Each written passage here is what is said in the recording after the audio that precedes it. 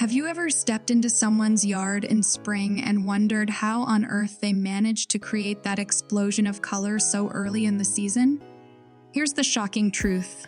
Most beginners don't realize those beautiful gardens weren't planted in spring at all. They were planted months earlier, when the air had that crisp October chill. That's right now, when most people are packing up their gardening tools, smart gardeners are quietly setting the stage for their most colorful season yet. And what if I told you it takes just a few easy steps and a handful of beginner-friendly perennials to make it happen? Stay with me, because by the end of this video, you'll know exactly which plants to pick, how to plant them, and how to guarantee a spring garden that stops people in their tracks. But before I reveal the best perennials to plant this October, there's something you absolutely need to understand, something most people skip, and it's the reason their gardens struggle year after year. I'll share that secret in a minute, but first, let's clear one big misconception. Most people believe gardening season ends when summer does. They think once the weather cools, it's time to rest the soil and wait for spring. But that's exactly what keeps them from getting those early, vibrant blooms. The truth is, October is a hidden sweet spot, a secret window that nature gives us to prepare for spring success. Why is October so special? Because the soil is still warm enough for roots to grow, but the air is cool enough that plants don't go into shock. Rainfall is more regular, which means less stress for new plants and less work for you. When you plant in October, you're giving your perennials a head start, underground roots quietly developing all winter long while you're cozy inside. Then when spring finally arrives, those plants don't need to start from zero. They already have a strong foundation, ready to burst with color before your neighbors have even opened their seed packets. Now, here's the twist. There's one more reason October planting works so well. But before I tell you that, let's dive into the fun part, the plants themselves. Let's start with a classic that never disappoints: daffodils. These cheerful yellow blooms are like the smile of spring itself. They're tough, dependable, and multiply year after year with almost no effort. You can plant them in clusters for a natural, meadow-like look, or line them along walkways for that clean, elegant garden vibe. Here's a simple trick most people don't know. Plant your daffodils in odd-numbered groups, like 5s or 7s, and vary the depth slightly. That gives you a more natural wave of blooms instead of a stiff row. The best part? Once planted, daffodils handle cold weather like champions. They don't need constant attention, and every year, they'll reward you with bigger, brighter displays.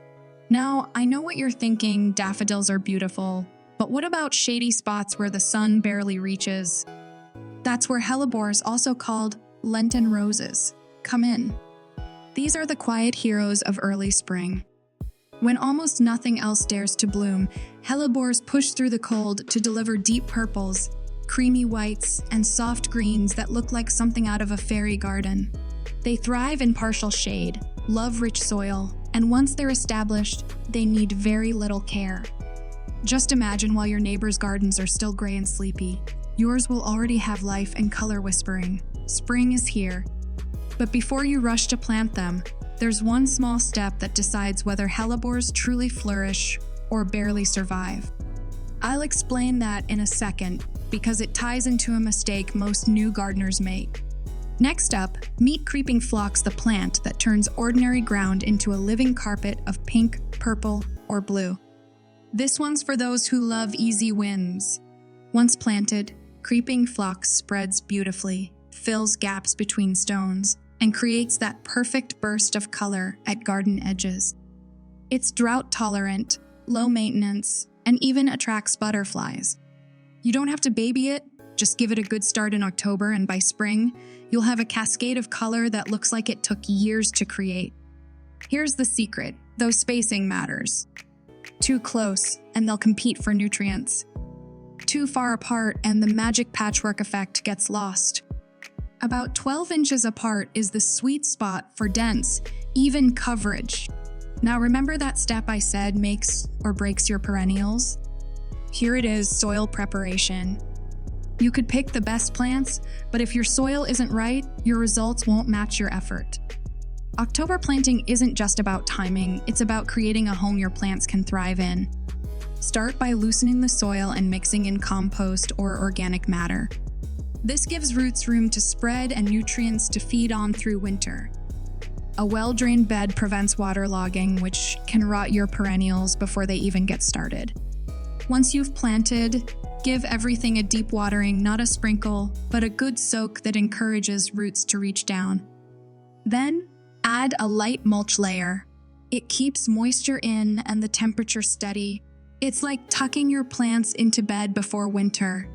Now, before I reveal a few more underrated perennials that deserve your attention, something that might surprise you. There's one small decision you can make this October that can actually double your spring color without doubling your effort. Want to know what it is? It's as simple as choosing plants that bloom in staggered waves. For example, start with daffodils for early color, follow with creeping phlox for mid-season beauty, and add something like alliums or Lenten roses for later bursts. This layering trick gives you months of nonstop blooms and makes your garden look like you worked on it all year, even though you did it all in one weekend. Speaking of honorable mentions, let's talk about a couple of unsung heroes. Ornamental alliums tall, globe-shaped flowers that rise above your garden like fireworks frozen in time are a must for adding height and drama. They come in purples, pinks, and whites and look incredible mixed with shorter plants. And then there's the Lenten rose, a cousin of the hellebore family, known for its long bloom time and rich color range. These beauties are hardy, shade-loving, and deer-resistant, making them perfect for gardens in the US and Canada. If you're unsure which perennials are best for your exact location, check your USDA hardiness zone online. It'll tell you exactly which varieties will thrive in your area so you don't waste time or money. Now, before we wrap up, let's pause for a quick reality check. You might be thinking, this all sounds great, but what if I've never planted anything before? Here's the good news: you don't need experience to make this work. October planting is one of the easiest projects even total beginners can handle. You're not racing against summer heat or worrying about weeds. You're planting once, and nature does the rest. The soil stays moist, the roots settle in, and when spring arrives, your garden wakes up on its own. Just follow the simple steps: prep the soil, plant at the right depth, water deeply, mulch lightly, and then let nature handle the rest. This one's about the reward. It's late March. The snow has just melted, the air smells fresh, and your garden is already alive with color. Neighbors are still waiting for their first blooms, but your yard looks like a magazine cover. Daffodils waving in the breeze, hellebores glowing in the shade, creeping phlox spilling like a colorful blanket across the ground. All of it because of what you did this October. That's not just gardening, that's foresight. That's creating something beautiful out of patience and timing. And the best part, once these perennials are in, they keep coming back stronger every year. You won't need to replant or start from scratch. Your October effort will pay off again and again, each spring bigger and brighter than the last. It's the kind of reward that makes gardening feel magical. You plant once, you wait, and nature thanks you with color and life. So, don't wait for spring to start thinking about flowers. The secret to a stunning spring garden begins now in October. Grab your gloves, pick your favorites: daffodils, hellebores, creeping phlox, or even alliums, and give them their new home. A few hours of planting this month will bring you months of beauty next year. And when you see those first blooms pushing through the soil, you'll remember this moment and smile, knowing you did it right. Because here's the simple truth: beautiful gardens aren't built in spring. They're prepared in October. And now you know exactly how to make that magic happen.